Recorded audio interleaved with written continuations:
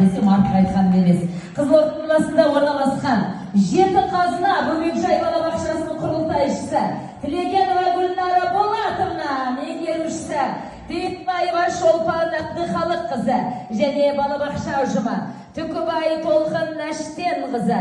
Жұмалиева Ақжүніс Рахат қызы, Баширова Марина Юрина, Бейсова Нұргүл Батырбек қызы барша Жеті Қазына ұжымы